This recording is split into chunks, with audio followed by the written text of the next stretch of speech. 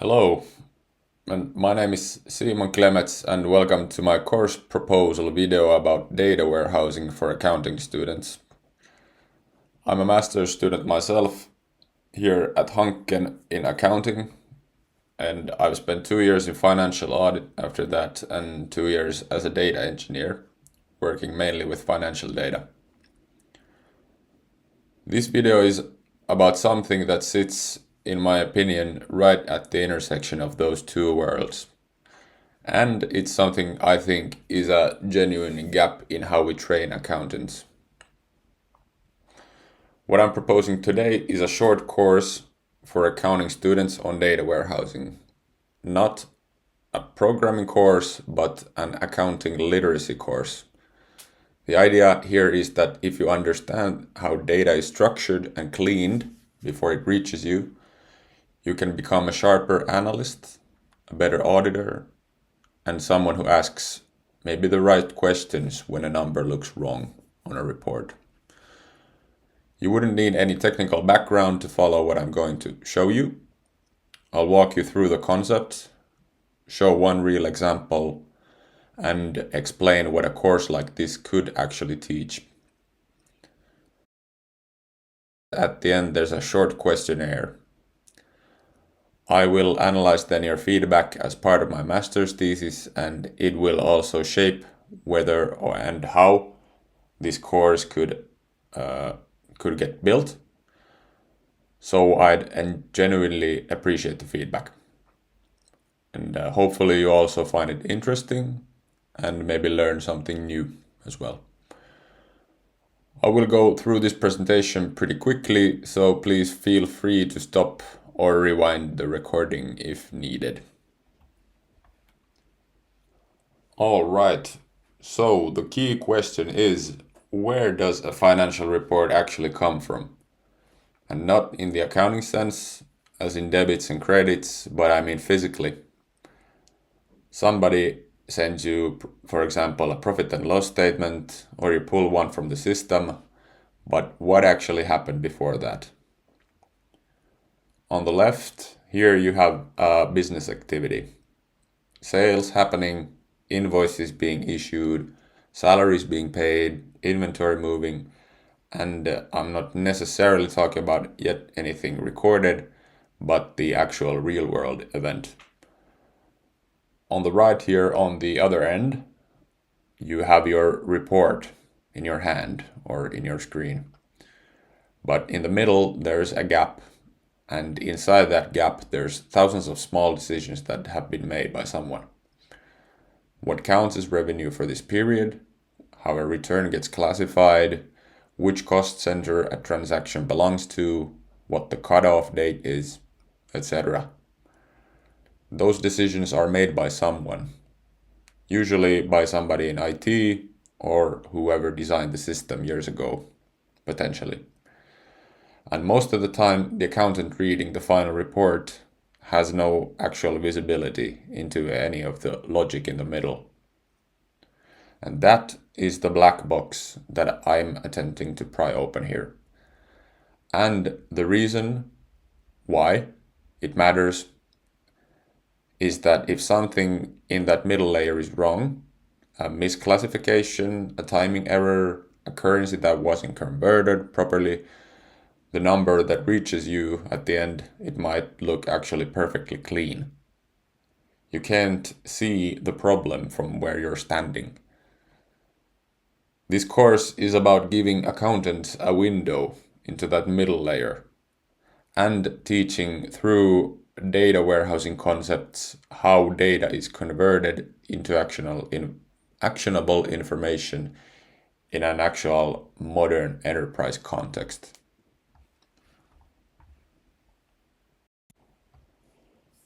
So, what actually is a data warehouse? Data warehouse is a place where all your company's data comes together in a structured, organized form. Think of it as a back office that receives raw information from your various systems, your accounting system, your bank, external sources, and systematically cleans it, organizes it, and makes it ready for analysis every time. Three things make it useful for an accountant specifically. First, it's a single source of truth. Instead of having separate Excel files across the company that each tell a slightly different story, everything comes from one place with one consistent logic. Secondly, every decision about how data is handled is written down. If someone decided that a particular transaction type counts as revenue, that rule exists somewhere and you can find it. It's not buried in someone's head or in a formula 3 levels deep in a spreadsheet. And third, it eliminates a lot of repetitive manual work. Filtering, converting currencies, matching codes to names, that kind of thing happens kind of automatically. You might think here that what do I need that for, since I can print already the profit and loss or whatever report from the system. My accounting system already has all the necessary integrations like bank connection. Well, my answer to that is that then you don't know how the software calculates the final number, and all your systems probably can't integrate into it either. For a data warehouse, on the other hand, such limitations don't exist. Anything you want is possible there. For example, mixing weather data with financial forecasts is technically no problem. Data processing stays in your own hands, is very customizable, and is transparent. The key point here is that a data warehouse is not actually any single piece of software. It's a way of working with data. It's a framework. Although usually modern ones use at least tools like Python and SQL, which is what I'm going to show you here. Let me show you here what an example of data warehousing could look like. We use some kind of automated process first to ingest raw data from a source system. This is the journal entries file exactly as it comes out from our accounting system. Over 300 rows here, various account codes, just numbers. Some entries are in US dollars, some in euros, no explanation of why. And buried in here at the bottom, we have a December salary entry recorded on the 29th but posted on the 31st. Two different dates for the same transaction. Not much analysis can be made with just this dataset without any context. And next, here is what the data warehouse produces at the other end. The data warehouse has been configured to produce a clean quarterly income statement broken down by month, all in euros. Accounts have been allocated to proper financial statement line items and salary entries to correct periods. To get here, 3 datasets were combined. The first is the journal entries file you just saw, and that is the foundation. The second is the chart of accounts, also ingested from the accounting system, which is essentially a lookup table that translates account codes into names and assigns them to some aggregation level. Without it, you'd still be looking at just numbers with little meaning behind them. Now we have categories like cost of goods sold and salaries, for instance. The third dataset is a daily foreign currency exchange rate table ingested automatically from an online source, completely independent from our accounting system. The warehouse then joins all 3 together automatically every time. Now let's inspect this table a little closer. Revenue is growing month on month. Utilities only appear in March because that's when the quarterly invoice lands. The warehouse knows this currently, so it doesn't spread it artificially across the quarter. If we would like it to do so, we could configure a rule for that in the data warehouse process. Salaries are consistent every month as you'd expect. Makes sense. The gross margin here is negative for all months, which reflects that the fact that this dataset only captures one wholesale customer. We, as accountants, should be able to assess if our business is really doing this badly or if there is an error in the apparatus that generates our report. The point in this exercise wouldn't be the specific numbers, though. The point is that this output came from 3 separate files with different formats, different currencies, and different levels of structure. And data warehouse connected them. And now, instead of spending a day or afternoon or whatever in Excel, you have a table right away that you can actually have a conversation about. Now let's briefly go over how the data warehouse is technically structured. Again, I'll keep this short because the demo will make it more concrete. Here is a general graphic of the so-called medallion warehouse architecture. You can come back to these general definitions later if you want, but I'd rather show you how they apply to our accounting specific example. The diagram here will show the 3 stages shown on the previous slide: bronze, silver, gold, and what actually is moving between them. On the left, we have 3 inputs: the journal entries, the chart of accounts. Those come from the accounting system directly, and then there was the FX rates that were pulled automatically from an online source each day. Each source then gets cleaned individually in the silver layer. Types are corrected, duplicates are removed, and everything gets a consistent column structure. They're not joined yet at this point, and that will happen in gold. In the gold layer, the fact table is where the general ledger lines are matched to the daily FX rate on their exact entry date and joined to the chart of accounts to get account names and financial statement classifications. There's also a calendar table, but that one has no source file, it's just generated with SQL. And it's what's making filtering by month, quarter, or year fast and reliable. These gold tables are then joined together with SQL to create the profit and loss statement. Something that could just as well be done with any BI tool like Power BI, for example. The end result is exactly what you saw earlier. Let me now show how it actually runs.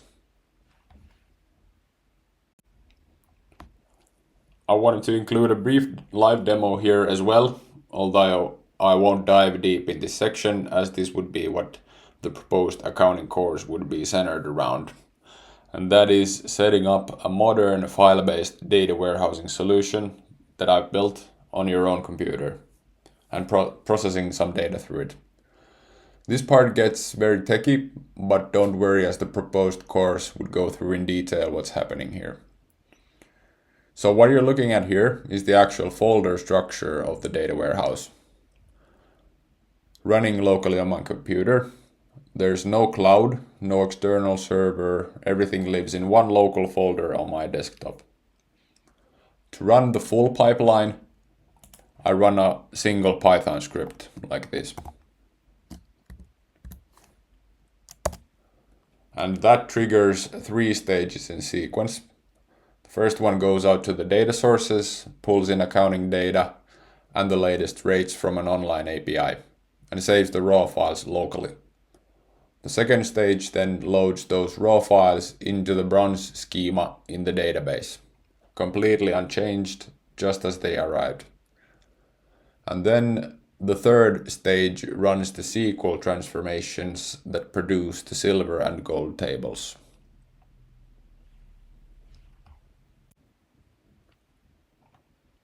Now I'll open the tool dbeaver, which we use to browse the database. You can see here the three schemas: bronze, silver, and gold. If I open the bronze schema here, there are the raw tables that we ingested. You can see original column names. Let's take that one. Original column names, the raw values, and some metadata columns that the warehouse added automatically to track when the data was loaded.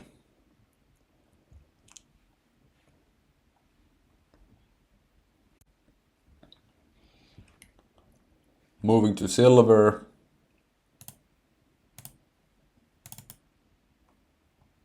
same data, but now cleaned. Duplicate rows have been removed, and timestamps, for example, have been made human readable, like you can see here. Previously, it looked like this.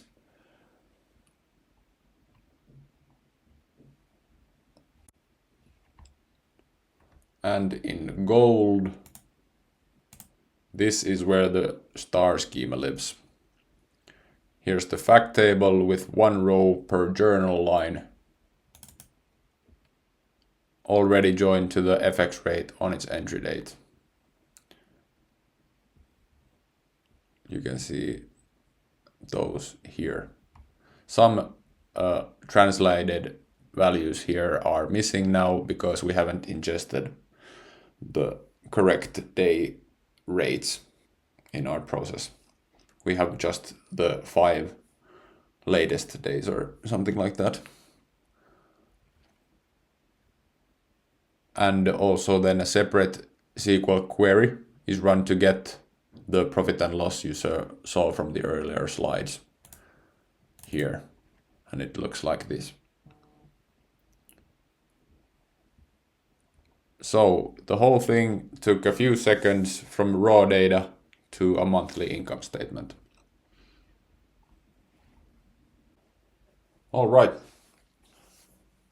What would actually happen in a course built around this? The idea is not to turn accounting students into data engineers. The idea is to give you just enough of a window into the data layer that you can do your actual job better. Concretely, the course would be built around 3 things.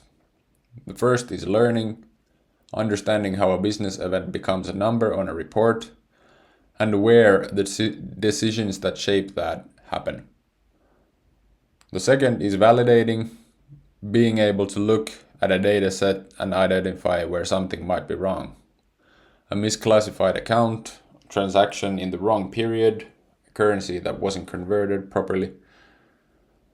And the third is warranting, forming a view on whether a reported figure is purposeful and structurally sound. An engineer might very well tell you that some figure is mathematically correct and built from the right data. While this may be true, we as accountants know that the business might need something else, something more, or something completely different. Warranting becomes much easier when we can discuss technical aspects in a more similar language. Students would then work through the same warehouse I just showed you on their own computers, solving small tasks that reveal the inner mechanics of the warehouse. No cloud account needed, no IT setup required. The exercises are built around accounting scenarios, like period end close, cost allocation, revenue recognition, and not around programming for its own sake. The goal at the end of the course is that you can sit in a meeting where someone is presenting financial data and ask the questions that nobody else in the room thought to ask.